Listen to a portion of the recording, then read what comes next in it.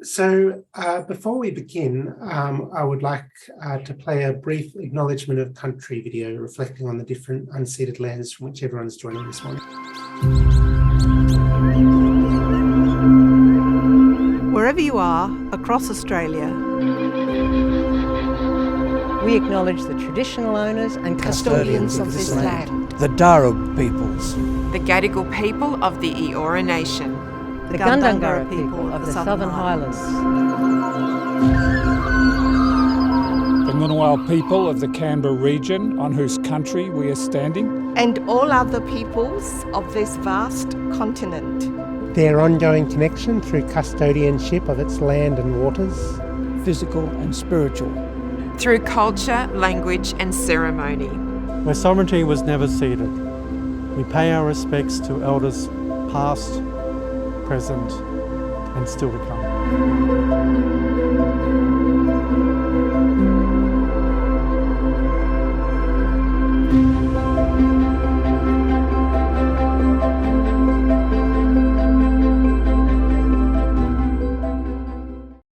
Thank you. And for my part, I acknowledge that I'm joining the meeting today from the traditional owners of the Ngunnawal people here in beautiful but rainy Canberra.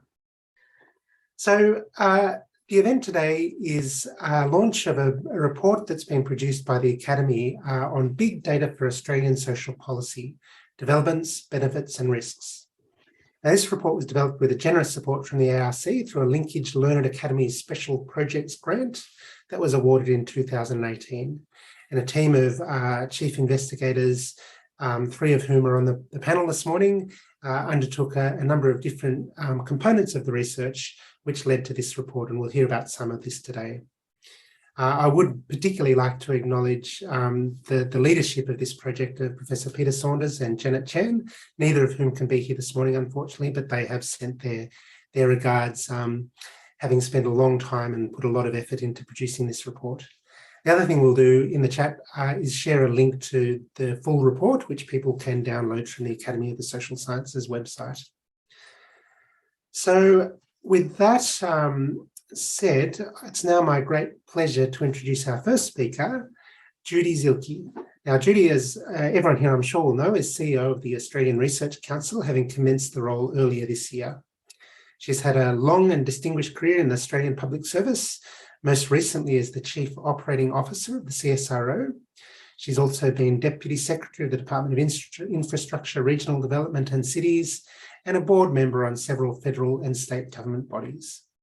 She received a Public Service Medal in 2015 in recognition of her work coordinating the Australian government's support for the search for MH370, part of which I imagine was a big data effort, among other things. So Judy, over to you. Yes, a data effort that continues on, Chris. We won't give up on that one. And thank you for mentioning that. Look, thanks, Chris, and good morning, everyone. May I also acknowledge the traditional owners of the lands on which we are meeting today throughout the country and pay my respects to elders past, present and emerging. Today I'm in Canberra on Ngunnawal and Ngambri lands, and I would particularly like to thank them for all the amazing scientific learning that they so graciously share with us and the contribution that they have and continue to make to our community. I'd also like to acknowledge the guests that we have here today participating in the event and as part of Social Science Week. It's a nice way to come to the Friday of that week. I'm very pleased to be here today for the official launch of the Big Data for Social Policy report. It seems highly appropriate, I will say, that we're actually launching the report online. And I'd like to thank Chris and the Academy team for all their support in that regard as well. I know how much the Academy team do in these reports. It's huge. So this report has been supported by the ARC with funding from the Linkage Learned Academy Special Projects, or LASP scheme. There are those acronyms that never work well, aren't there? But at least LASP is short. For those of you who may not be familiar, LAS funding provides the Learned Academies and the Australian Council of Learned Academies with the flexibility to support the development of Australian research. And projects funded through LAS have significant benefit in providing research that has broad implications and would possibly not be undertaken without the support of the Learned Academies. In areas such as national and international collaboration in research, professional development for early and mid-career researchers, interdisciplinary research across the academies, or things like advancing gender equality and diversity in the workforce. They cover broad-ranging issues. And in short, LAS funds the Learned Academies to undertake research projects of great importance, variety and scope, and that's their purpose in being provided. However, in relation to this particular project, the project was aimed to investigate the benefits and risk of using big data and analytics for social policy. The research project examined the different ways in which big data and related technologies are used in and shape social policy, with examples from both Australia and abroad and implications for policymakers, and by extension, members of the public. I don't know how others feel, but when you open a report and the foreword is written as well as it was by the team and with Andrew Podge's insights in relation to it, it really does catch your attention. And maybe I'm old enough to now reflect on the key points and the way in which government, research and public should receive those learnings. It's an amazing piece of work, and I personally found it of extreme benefit, and I'm sure it will have the same impact on many people. I'd also, of course, like to acknowledge the chief investigators, Professor Peter Saunders and Professor Janet Chan. In turn, I'd also like to note how great it is to have members of the expert advisory group speaking today, and I'm particularly looking forward to hearing their insights. So big data for Australian social policy is the impressive result of multidisciplinary research project. It really is. It arrives as the scope, quality and use of data continues to rise rapidly, along with the ability to link and analyse data from multiple sources. As the report notes, governments drive developments in recording and integrating data because they have a direct interest in the potential benefits. Big data offers huge potential for informing social policy, but the need for caution is a recurring theme in the report. For that reason, the report is essential reading, obviously for government officials, but also for researchers and community leaders and members of the public, I would add to that too. As many of the case studies show, the risks in using big data have to be carefully identified and managed. Robodebt, of course, is a well-known case study and has definitely been the highlight in the recent few weeks. It highlights the need for human oversight, but also, as the report finds, the urgent needs for ethics to inform the use of artificial intelligence. And in my previous role in CSIRO, the work that was being done with government by Data 61 in that area, I found particularly interesting and critical to what it is that we do in AI going forward. In the Australian, New Zealand and US case studies, the report focuses on identifying the benefits and risks of using big data and datification, turning aspects of our lives into data that can be mined for correlations and so on in social policy. Drawing from policy documents and in-depth interviews, the researchers explored the motivations of those involved, mapped the actual outcomes against the anticipated achievements, and identified key lessons. Big data and social policy provides valuable new perspectives on Australian social policy, and it highlights issues that need ongoing attention. I know I'll be highlighting it with a broad range of people. I congratulate the research team for their valuable work, and the ARC is proud to have found funding for such works. And we hope the Academy continues to disseminate the findings of this report with us as well. Thank you very much, everyone.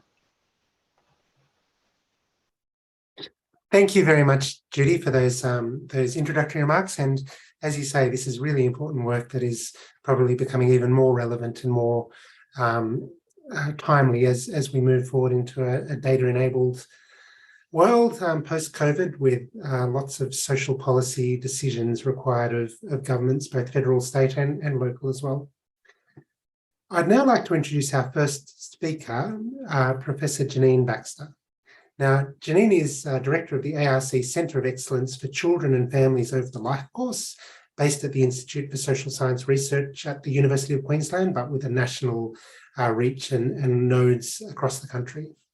She's a Fellow of the Academy of the Social Sciences in Australia, and she has research interests in social disadvantage, gender inequality, family dynamics, life course and longitudinal studies. Her component of this report focused on the international context, and Janeen is going to talk to us a little bit about that this morning. Thank you very much, Chris. And now I'm just going to try to share my screen.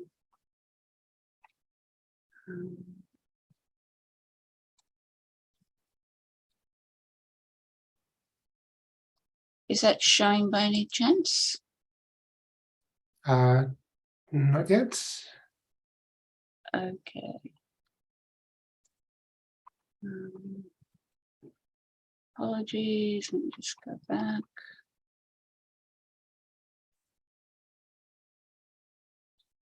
I'm not seeing any of the buttons here, of course.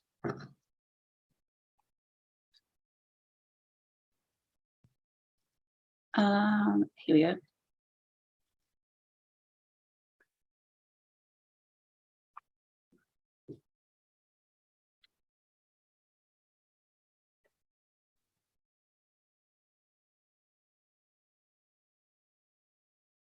How is that? Perfect. Perfect.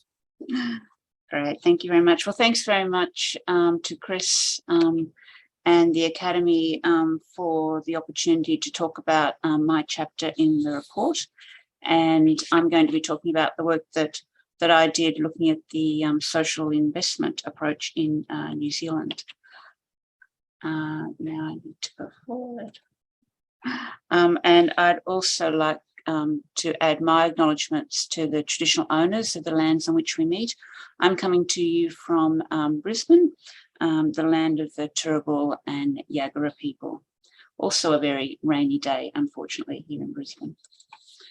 I just wanted to start off with a couple of background comments. So data for social policy has been a big theme of the Life Course Centre, the ARC Centre of Excellence for Children and Families over the Life Course that I lead.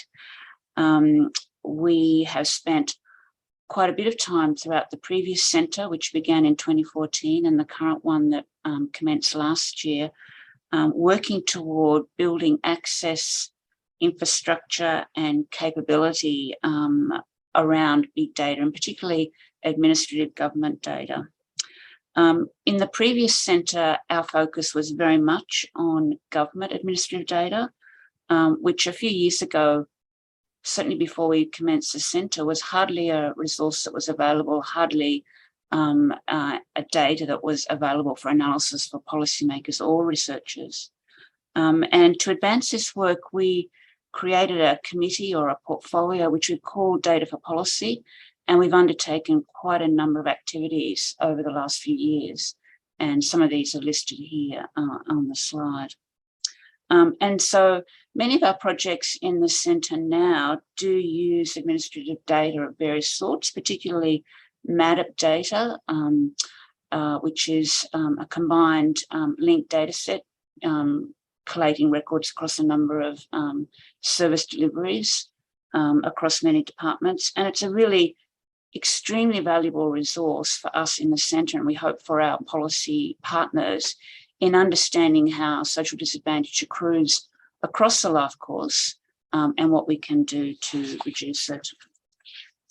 In the new centre, which commenced last year, we've kind of moved beyond the initial focus on just government administrative data to try to bring together a whole range of other data sources.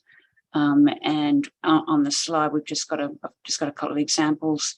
So survey data, spatial data, ethnographic data, experimental data, biosocial data, and so on.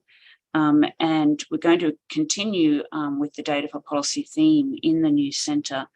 We're excited that we've just partnered with the Academy on their decadal plan to further develop sector-wide opportunities and infrastructure in this space. we're planning a major Data for Policy Summit in Canberra in the middle of next year, where we will bring our government partners and NGO partners together again to look at where we're at and what the next steps might be. And I think from a Life Course Centre point of view, our approach going forward is to move beyond just linking government administrative data sources to bringing in data from some of our NGO partners. So, for example, Mission Australia, Good Start Early Learning, have both come to us with research and policy questions which really require looking at their data on their clients and their participants, but linking it to other sources to see what the outcomes of various programs that they deliver are. And so we feel that that's the next step, and we'll be talking closely with the ABS and Department of Social Services and our other government departments to see what are the hurdles and what are the barriers to bringing in some of these other data to add to the very rich sources of data that are already being linked across government. So given this, when the opportunity came to be involved in this project led by Peter and Janet, I was very keen to be involved. And it fitted in very nicely with the work that we were doing in the Life Course Centre. And my role in the report was to really do a case study of what was going on in New Zealand around the social investment approach. And I would like to just acknowledge my co-author in the report, Dr. Sarah Kaluska, who was a postdoc in my team at the time that we were undertaking the research. Sarah's then won a Swedish research fellowship and moved to University of Umeå. But this was joint work that Sarah and I did together for the report. So the chapter in the book and our research for the chapter really covered three main areas. We looked at the history and development and implementation of what's called the social investment approach in New Zealand. We then did a desktop review and interviews with 5 key informants in New Zealand these were people who were closely involved in one way or another with the establishment of the social investment approach in New Zealand. And then finally, we reflect on lessons learned and implications for the Australian system. And so just in terms of how the social investment approach developed in Australia, in New Zealand, it really commenced way back in 2011, 2012, with a focus on improving the welfare system and reducing the long-term fiscal liability of people who were beneficiaries of social welfare payments. And the assumption in this early stage was that people who were exiting from the welfare benefit system were entering the labour market. There was a big emphasis on actuarial analyses, similar to what's undertaken in the insurance system. And alongside of this, New Zealand developed something called the Integrated Data Infrastructure. Stats New Zealand developed this resource, de-identified data on individuals and households. And in the New Zealand case, they also link in a number of surveys, public use surveys. And as I said, actuarial analyses looking at the long-term projections of the costs and liabilities to the New Zealand government of the risk that an individual will make a claim or use a benefit is a big part of the social investment approach in New Zealand. And then as it developed over the years, our desktop review, our focus on examining various reports and talking to people about social investment in New Zealand, you can see a number of developments as it progressed over the years. Around 2015, 2016, there began to be a much bigger focus on broadening the population, focusing specifically on children at risk, and broadening the range of analytical tools used to analyse these data, and a particular emphasis on cost-benefit analysis. And one of the key architects and one of the people that we interviewed for the report was Bill English, former finance minister and later prime minister in New Zealand. And he's certainly one of the key advocates of the importance of the integrated data and the social investment approach as a way of improving outcomes for families and reducing costs to government. And then the most recent development, what we call stage 3, was a turn toward a focus on wellbeing. And this really commenced with the election of Jacinda Ardern, leader of the Labor government in 2017. And what you begin to see in the policy reports is less of a focus on the cost, but more of a focus on investing for social wellbeing. So the kind of language and the way in which the investment approach was talked about was really moving toward much more of a focus on wellbeing. The investment agency, which had been set up, was renamed the Social Wellbeing Agency, and there's I guess a continuing emphasis on using government data, but developing it as a core resource, but with much more of a focus on wellbeing. So it was really stage 1, sort of the report, just focusing on how the social investment approach developed and the way in which it was talked about. We then, as I said, identified 5 key informants that we interviewed. These were a mix of academics, bureaucrats, as I mentioned, Bill English, some consultants. These are all people who'd been involved in the social investment approach in various ways. And we asked them about, in a very open-ended way, how they define social investment, how involved they've been, what they saw as some of the challenges and the benefits, and whether it had been really useful for informing social policy. And as you might expect, we got a range of views. So this slide just shows you some of the themes that came out. People talked a lot about a lack of a shared understanding about what social investment means. There was a lot of discussion around problems of implementation and governance, discussion around the data infrastructure and the competency of researchers and policymakers for understanding and using the data. People talked about lack of transparency, and there was a lot of discussion also about social license and community engagement, and particularly Indigenous data rights. And these were all themes that came up across all of the interviews. The most positive topic across all of the interviews was about the data and the IDI. So people had very different views about social investment and whether it really was about well-being or reducing costs or how it might work. But everyone was very positive about the IDI as an enduring resource. So when we reflected on this for the Australian system and what we can learn, I think there are very strong parallels between what has been undertaken in New Zealand and in Australia around what we would know as the Australian Priority Investment Approach, which was announced in the 2015-2016 budget here. The same kinds of issues that I think New Zealand have faced and continue to face around the importance of shared understandings, a lot of variations in views about what priority investment really is. But as I said, in New Zealand, there was certainly consensus about the value of the IDI. And one of the things that people mentioned in the interviews was that although political directions around social investment have changed, the IDI was seen as an enduring, important resource.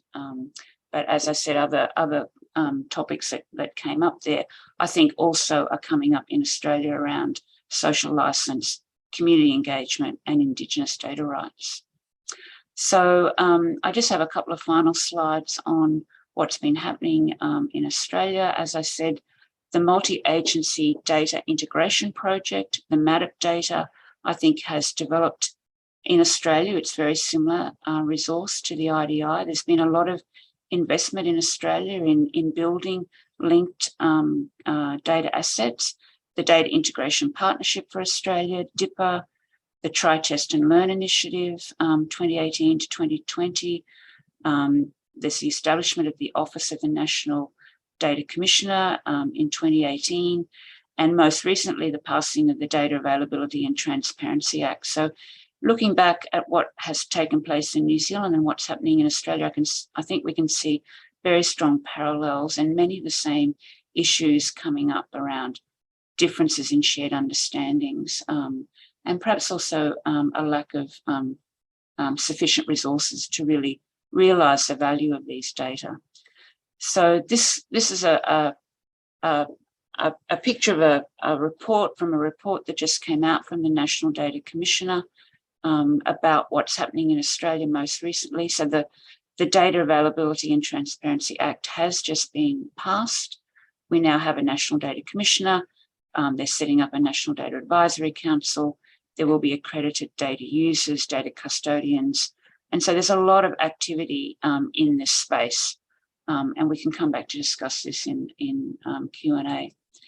So thank you very much. That's it for me.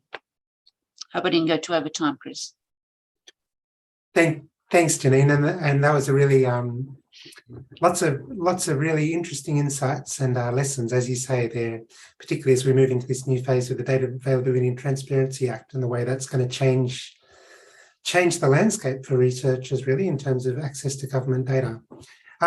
Please do save up questions or comments. We'll come back to them at the end of the session. But first, I'd like to introduce our next speaker, Professor Ross Homel. Ross is Emeritus Professor of Criminology at Griffith University, and his research over a long period of time is focused on theoretical analysis of crime and associated problems such as violence, child abuse, injury, substance abuse and corruption, and the prevention of these problems through the application of scientific methods and data, obviously, to problem analysis and development. Ross is a fellow of the Academy of the Social Sciences and a member of, and an officer of the Order of Australia. Ross, over to you. Thanks so much, Chris. I'm also going to share my screen.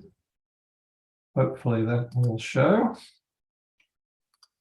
And I'd love to, I'll begin by with several introductory comments. First of all, how useful Janeen's paper was in terms of the themes that I'm also going to be reflecting on in these short few minutes, where I try to bring a very complex range of work together in a really concise way. I've put all the appropriate logos up except the ARC, sorry, apologies. But I've used the title of Chapter 5 of the report. We have 3 chapters in that report. I'll list them later on just for reference for people interested.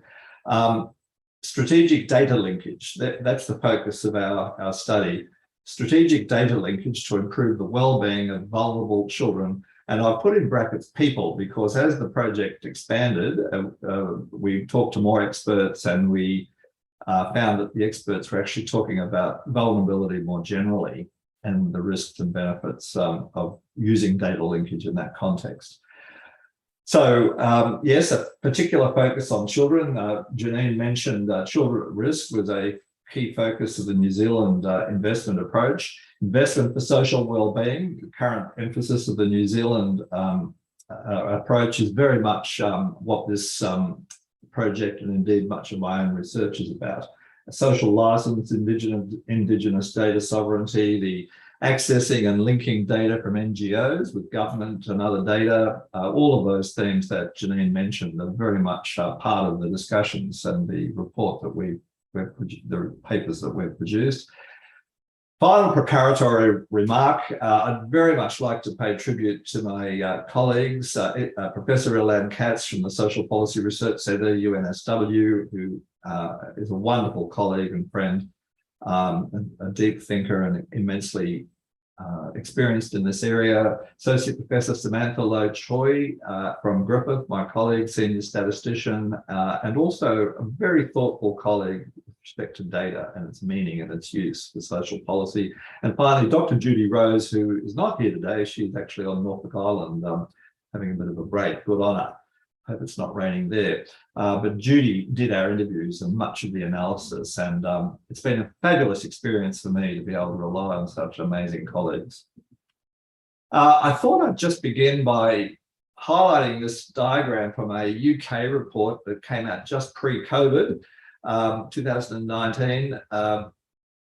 The changes that have happened, and we can see them being talked about all the time now in Australia with the voice to Parliament from out of the Uluru Statement, and the emphasis now in Australia on place-based approaches, the community-controlled interventions, and so on and so on. So we're seeing this change, this trend to move away from a centralised welfare state, from target setting, although, hey, we've just passed legislation, was it 43% on something or other? But really what's going to matter is outcomes. Bottom-up approaches, very much, as I said, engaging with communities, another phrase that Janeen used, and indeed beyond that, the participation and control of local people and local organisations. Working together, the whole collective impact movement, which has gathered steam over the last few years. A lot of talk, still no evidence that collaborative approaches in places, in disadvantaged communities, no strong evidence anyway that has yet transformed outcomes for vulnerable children and families. An emphasis on prevention now rather than crisis management, although you wouldn't believe it actually reading the press, but people at least talk about prevention. It's been the focus of much of my own career, and so on. Oh, and the third sector, of course, involving NGOs and other civil society organisations. Not just everything done by government. So the enabling state rather than welfare state. That's a really useful sort of framing of much of the work that we did. As I said, our initial focus broadened. Initially, I came into this wanting to know about the combined impact on child wellbeing of all this stuff that was going on in disadvantaged communities through the Department of Social Services, but also through schools and through state government funded organisations and programs, particularly focused on child maltreatment. And what we used in our study, the whole study was based on interviews with experts whom we recruited from our networks around the country. I'll describe those experts in a moment in more detail.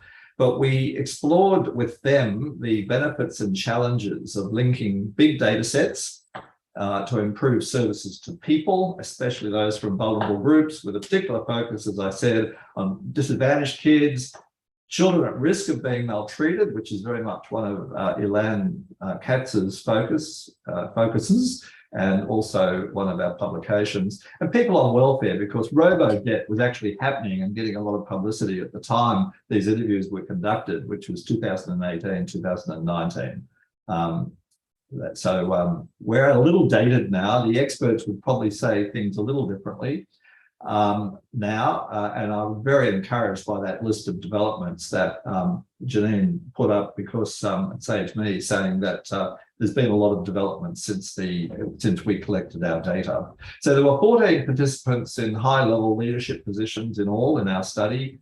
And we talked to them. They had expertise in data technologies and policy, of course, being CEOs and senior people in various kinds of organisations. But they were all concerned about issues of social license and privacy and ethics. It's not as if the technocrats are over here and the human rights people are over here. We're very much concerned with the same issues, but coming perhaps from different angles. And there you can see there the list of issues that we explored, which I've already alluded to. Now, this is just a methodological slide. And this is for those people who don't believe that social science is anything other than conversations and subjective interpretations. We recorded, with the permission of participants, every one of the interviews, and they were quite long, and produced, I think, a total of something like 200 pages of text. We used a variety of approaches. Some of the analysis was based on the ideas that we had in our head to start with, hence deductive thematic analysis, but there's a lot that emerged that we hadn't expected from or hadn't anticipated from the interviews.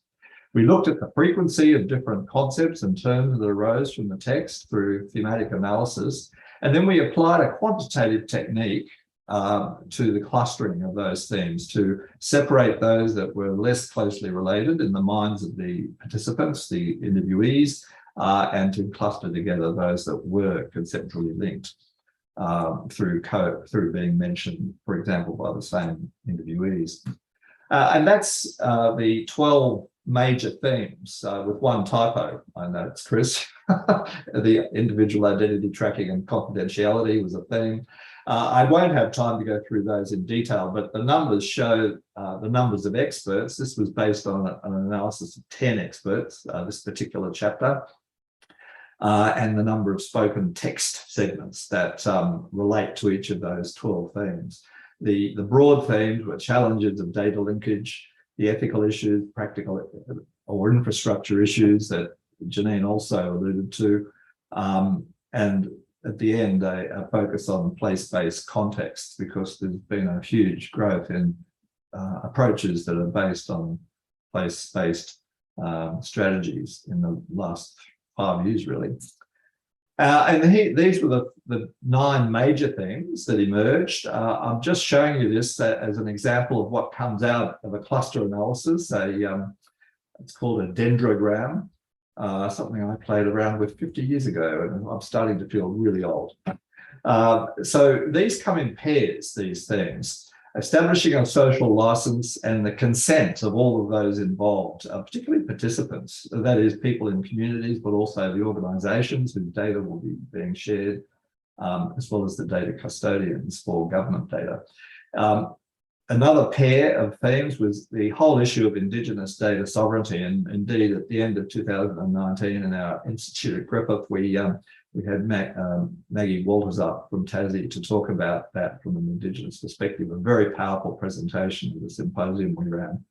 And that, of course, is linked with larger issues of human rights. And over on the right-hand side, we have 2 pairs of themes that were linked by legal issues, governance and data sharing legislation, which we now have. Hurrah, in Australia. It doesn't go all the way, but it's a long time coming, but very welcome. And then finally, how trust, privacy and sharing data and the ethical issues were also intertwined. So that's a very quick snapshot of what we found, simplifying that. And I know this is a lot to take in a short time, and I'm going to stop in a minute.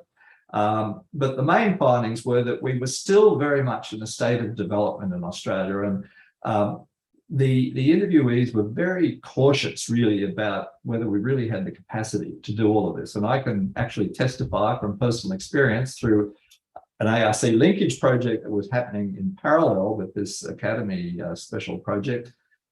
I'm going to testify that, in fact, what we wanted to do was not possible, and I'll just summarise that in a moment.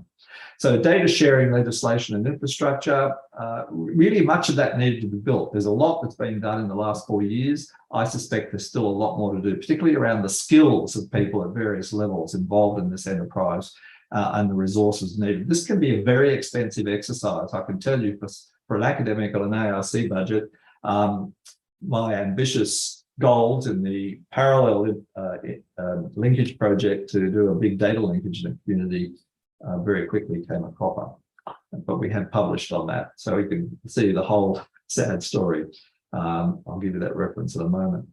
Governance issues clearly came out of the interviews, human rights, Indigenous data sovereignty that I've already highlighted, and the whole process of the social license. So that just is another way of summarising what's in those diagrams. Now, I think this is a really important sentence from chapter 5 in the FASSA report. The main point here is that all of those themes or meta themes, none can be accorded more weight than any other. They're all equally important. And this is the trick in this field. You've got to balance the human and the technical, the rights with the benefits that flow from linking data. Gaining consent and building trust would be much easier, for example, with legislation, which we now have at the Commonwealth level, that has the flexibility to allow highly trained staff to negotiate with data custodians and data subjects at the local level in order to strike an appropriate balance between the right to privacy and the public good. Such negotiations presuppose highly developed governance arrangements, and they certainly weren't highly developed at the time we were trying to do our linkage. Highly developed governance arrangements in a data linkage agency, and the technical capacity to deliver high quality linked and integrated data in a variety of forms with a range of safeguards for different stakeholders. This is a lot of words. It is complex. If you're interested in this, you can read that in your own time later. But the last sentence, accordingly, legislative and policy reforms must proceed on all fronts simultaneously, and that includes the infrastructure development. And we need to develop a mindset for continuous quality improvement in this field. All of this came out of what the experts said to us. So to conclude, There are the 3 chapters, 4, 5, and 6 in the FASSA book that's being launched today. Samalo Choi is the lead author in chapter 4, which really deals with some of the definitional issues and the basic concepts, and lays a really marvelous foundation for chapter 5, which I have reported very briefly today. Chapter 6 is a more focused chapter on the place-based initiatives to improve outcomes for kids. And we also, I'm excited to say, it's great for the ARC to see other publications coming out. Ilan has led the publication of a paper on the impact of place-based services through the challenges of using data linkage in the context of reducing child maltreatment. And there is a forthcoming chapter in a handbook of mixed methods research led by Judy Rose, which sets out in great detail the methodology that we use, the quantitative, qualitative approach that we used in our analysis. And finally, the paper I referred to from the other ARC project, it published last year in the Australian Journal of Social Issues. The evaluation of place-based collective impact initiative through cross-sectoral data linkage, yes, well, that's what we tried to do. And this paper is an account of where it all failed, particularly with the NGO data. And I think that's going to be an ongoing challenge. I'm going to stop there and allow people to log questions if they are interested. And somebody else is going to unshare. Thank you. Thank you very much, Ross. And again, that was fascinating. As you say, it was timely at the time the research was being conducted, the interviews were being conducted. It's timely now in the light of developments that are on the cards and happening. Janeen mentioned previously the new decadal plan for social science research infrastructure that we're shortly going to be commencing.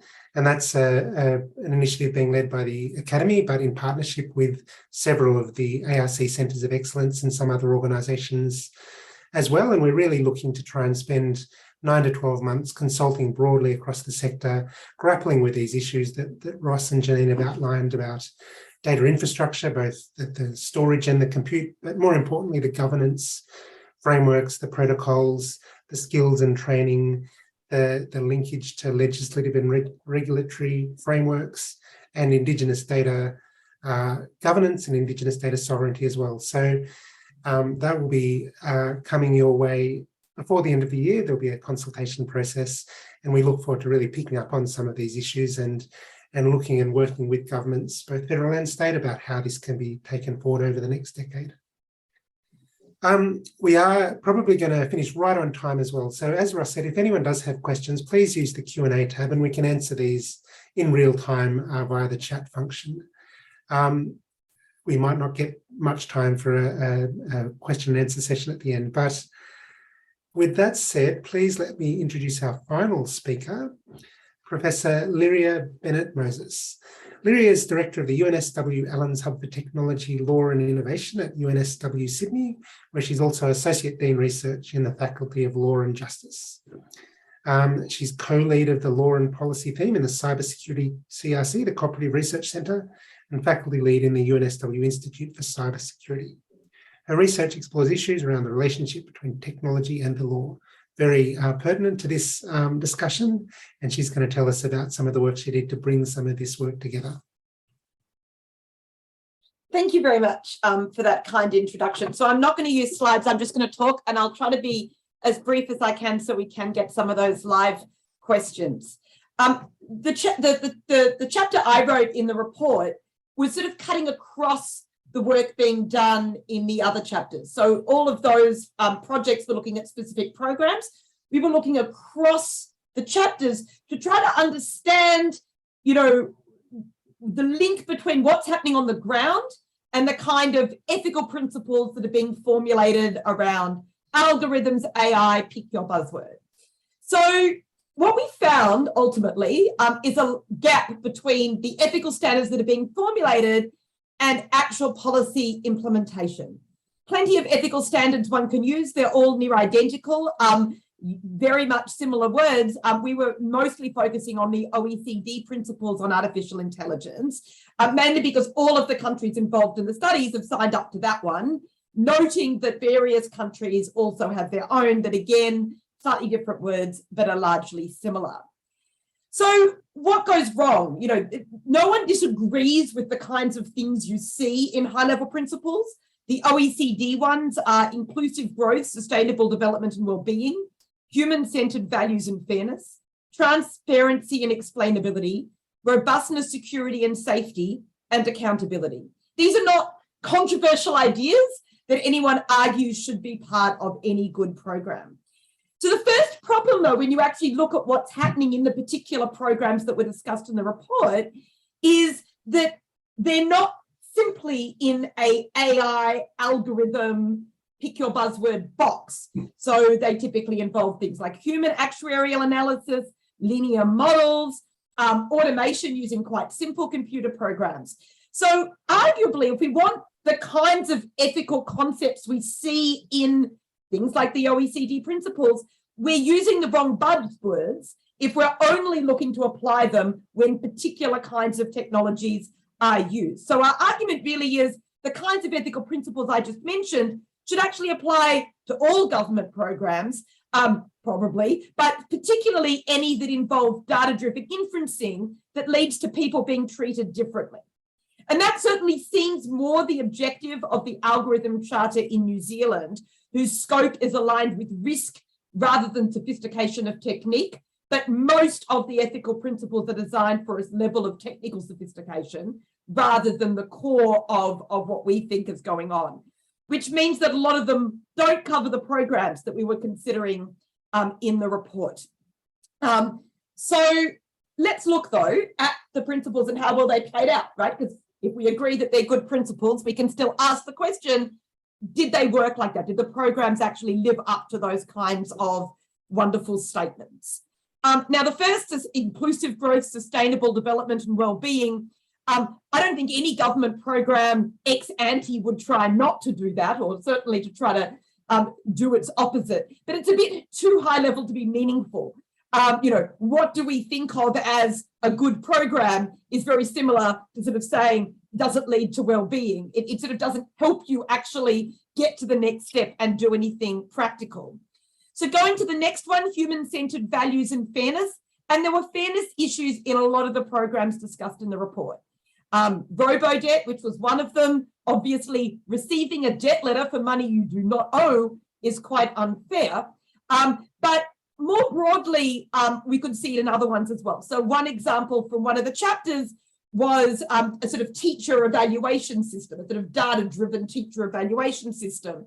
And the effect of that program, that decision, was that teachers would often seek positions where they didn't have to teach high-need students in order to improve their rating. And what that example demonstrates is that fairness isn't just a question of fair to the people the program immediately affects. There can be broader unfair outcomes from programs, like the fact that high-need students won't get the best teachers, where you have a policy where where you're using particular metrics that drive people in those kinds of directions. So fairness, I think, needs to be conceived of broadly rather than those who are directly affected by decisions in these kinds of programs. The next was transparency and explainability. And to be honest, I don't think any of the programs fared well on this particular ethical principle.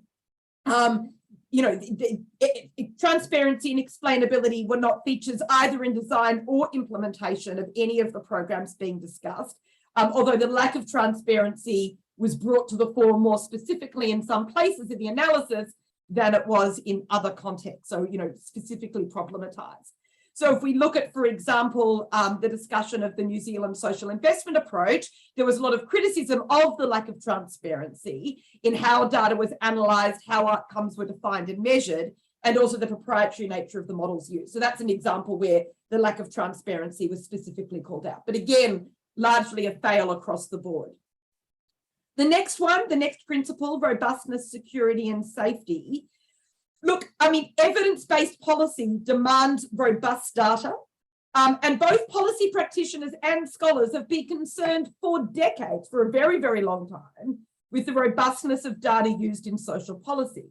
And if you look at the report, what you can see again, in different programs, but is still significant gaps and constraints despite that long attention, and that things may be getting worse rather than better. So that as data systems and technologies evolve, as people go bigger in terms of the data that they're seeking to draw on, we actually get more problems. To give an example, if you're using multiple data sets, then often more likely to ignore the fact that there are skewed samples among some of them, that they're collected for different purposes, and that they're collected in resource-constrained environments. So those are old problems, but the bigger you go with data, often the compounding nature of those kinds of issues.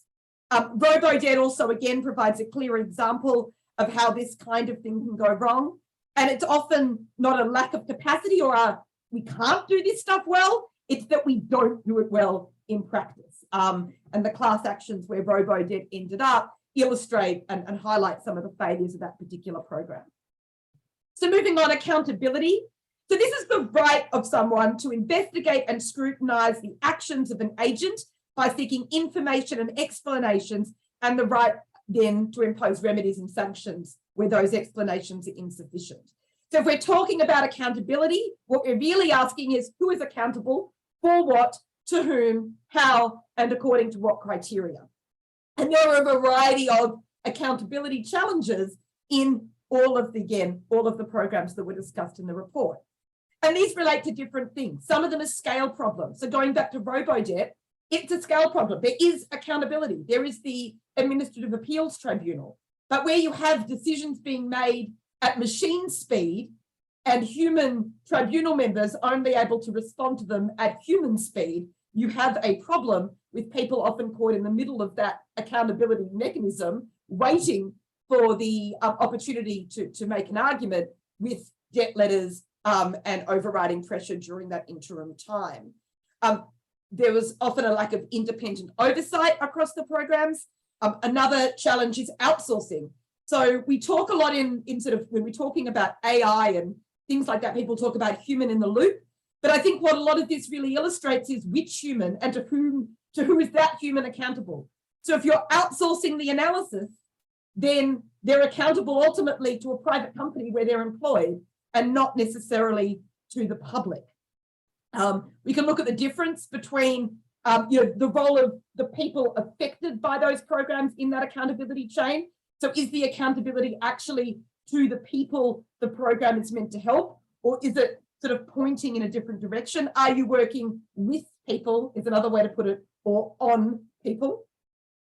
Transparency, which I mentioned earlier, and the New Zealand study being an example of the use of proprietary models, creates its own challenge for accountability, because it's very hard to be accountable if you can't see, the person to whom the account has been given can't actually see what's going on in the modelling. The important point here, though, coming back to a point I made earlier, is that it's not just AI. What needs to be accountable are the broader systems employed by government and other powerful actors where such systems risk unlawful, unfair, or irrational outcomes. It's not simply a question of accountability of the machine bit, it's accountability of the entire network. And that doesn't really play out well in the scoping of the AI principles that I spoke about earlier. So broad conclusions, ethical principles sound great. Who can disagree with fairness or accountability? But they need to be understood in the context of real programs, or they're just words and vague ideas on a page. We need skills and investment in people, not just to do things like data linkage, but to do it well in line with these kinds of principles. The problems are old. This isn't new. It's not just because of AI or machine learning or some fancy tech. Those things might compound the problems, but if we limit our ethical principles to that kind of a scope, we're pointing ourselves in the wrong direction. We need to understand them in the context of all the problems. And just as techno-optimism often infects the use of data in a policy context, so too I think we can be overly optimistic about the likely impact of formulating ethical principles. And if we don't seek to understand them in context and where actual failures happen, then again, we're not really doing anything particularly constructive. Final conclusion, keep it real. Look at successes and failures of real policy. Look beyond the technical mumbo jumbo Don't make your ethics technologically contingent. Don't worry about the vagueness of ethical principles. Just try to do it well and fix what are often really long-standing problems. Thank you.